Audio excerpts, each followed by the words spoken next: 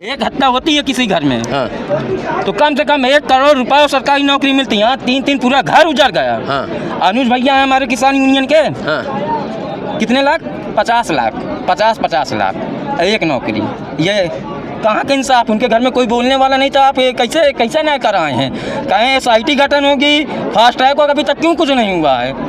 अगर उस दिन यहाँ पे अगर अनुज भैया अगर थोड़ी देर और ना आते, 3 बजे तक अगर यहाँ पे प्रधान जी की मिट्टी रखी होती तो ये प्रशासन अपने आप सब मांगता है। तो हम तो ये कह रहे हैं, सीधा कह रहे हैं कि अपने अनुज भैया अपनी प्रशासन के आगे, पुलिस के आगे अपनी पैड़ बनाने खातिर तुरंत आए। तुरंत 10 मिनट में पूरा यहाँ पे इतना आक्रोश था, 10 मिनट पूरा आक्रोश खत्म।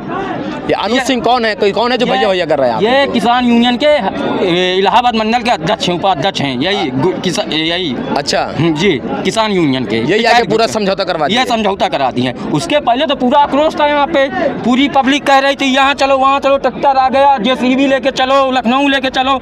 10 मिनट में आखिर कौन सा ईसा मंत्र पढ़ दिया गया प्रशासन द्वारा कि अनुज भैया हमारे प्रधान जी इतने ईमानदार प्रधान पूरे कहीं भी नहीं मिले। पूरा ग्राम सभा की बात कर रहे हैं, कहीं भी इस तरह का हमारे प्रधान बेबाक निडर साहसी प्रधान कहीं नहीं मिलेगा। और 50 लाख रुपए, 50 लाख उनके लड़के गए, खुद गए, उनका भाई गया।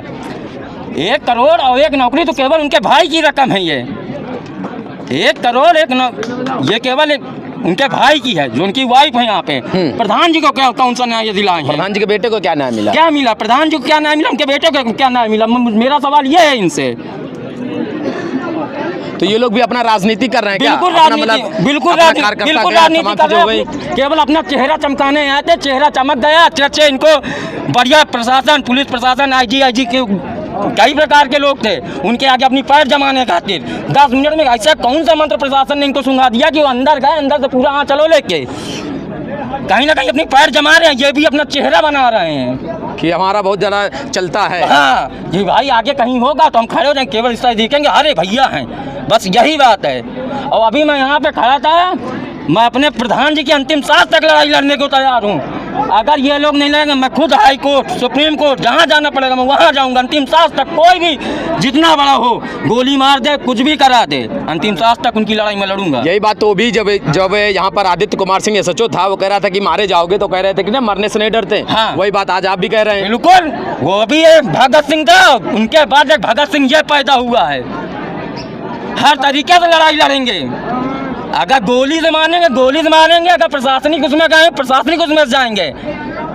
मैं प्रशासन से सवाल कर रहा हूँ, कब SIT गठन होगा, कब फास्ट ट्रैक होगा, कब यहाँ पे वो जो अनुज भैया बोल के गए 50 लाख रुपए देंगे, नौकरी देंगे, कब मिलेंगी? क्या हुआ अभी तक क्या हुआ? और हाँ, एक चीज़ और बताते हैं जी, धाराएं कौन सी लगी हैं? धाराएं आपने चेक की? सबसे प्रमुख उसमें 103 ये भरे। हाँ, और फिर उसके बाद इतनी हल्की धाराएं, और पहले उसने इतने वो आतंक मचाया है। हमारे गांव की हमारे चाचा हैं, उनको कह रहे हैं गंगा किनारे फरुआ काट डाला, शायद रामराज नाम। हाँ, उनको फरुआ काट डाला। वो काफ़ी हैं, यहाँ से लेके मज्जू मियाँ तक का केस उनके ऊपर ही आ रहा है। इतना ज़्यादा जो मनबड़ कैसे हो गए? मनबड़ कर रही है प्रशासन, हमारी सरकार। मनबड़ केवल यही प्रशासन सरकार कर रही है, किसी की दम नहीं है योगी राज में कि कोई बदतमीजी कर दे। आप कहीं ना कहीं संरक्षण इनको मिला है।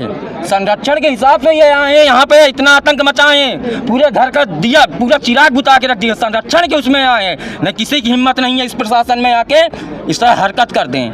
इनको संरक्षण मिला है कहीं ना कहीं से। अब वो संरक्षण, उनका नाम मैं नहीं लूँगा मीडिया के सामने, लेकिन हमारे गाँव वाले जब उनकी हत्याकांड हुआ, गोली जब उनकी लगी थी, गांव वाले सब वहाँ इकट्ठा थे, सब बोल रहे थे।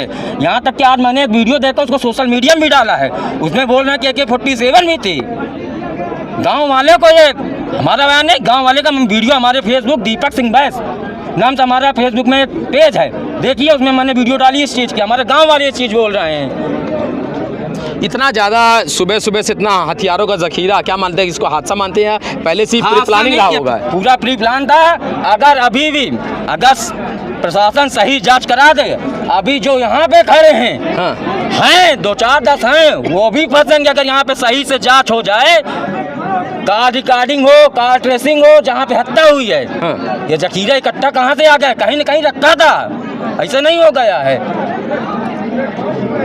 तो मैं यही और घर गिराने का एक झूठी अफवाह मीडिया के द्वारा मेन स्ट्रीम की मीडिया ने चलवा दिया कि घर गिरा दिया, घर गिरा दिया। इसको कैसे देखते हैं आप? अरे क्या देखते हैं, हम तो पूरी वीडियो दिखाएं भैया, पूरी वीडियो दिखाएं कि कुरिया टाइप में पड़ी, टीन पड़ा तो उसको दिखा के बाबा ने किया एक्शन।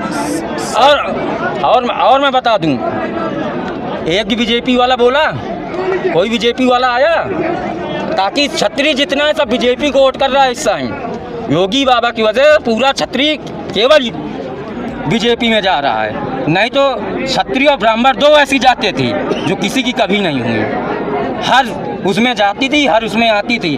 और हकीकत भी यही है, जिसकी सरकार होती है वही मरता है, जिसकी सरकार होती है वही मरता है।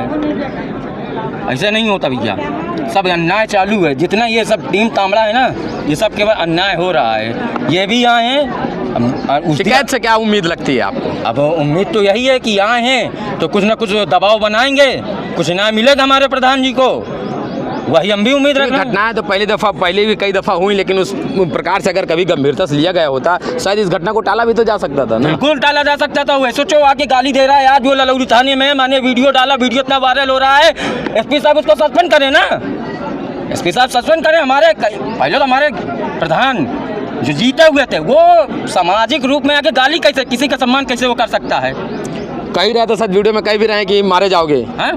तो वही हुआ, आगाह कर रहे थे क्या? आगाह कर दे दिए थे। हमारे प्रधान जी इतने जोशीले थे, ईमानदार थे, वो समझ नहीं पाए इनकी निश्चिता की ये कर देंगे ये चीज़।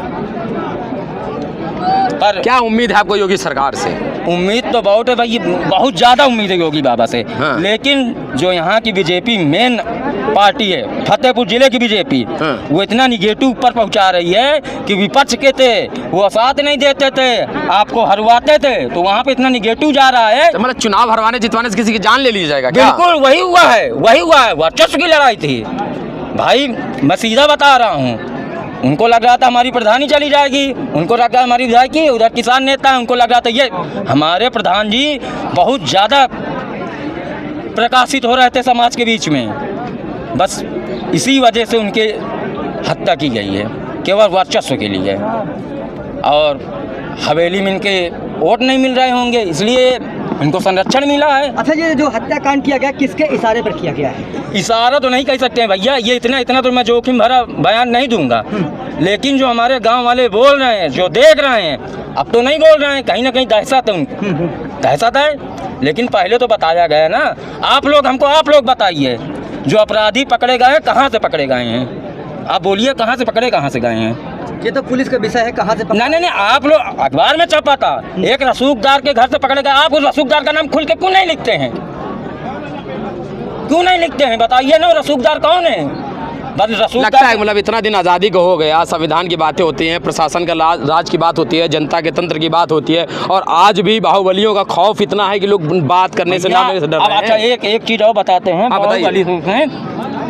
ये लोग कहते हैं कि एक पार्टी बीजेपी हमारी तरीके की पार्टी, वहाँ पे कौन नेता कब बन जाए?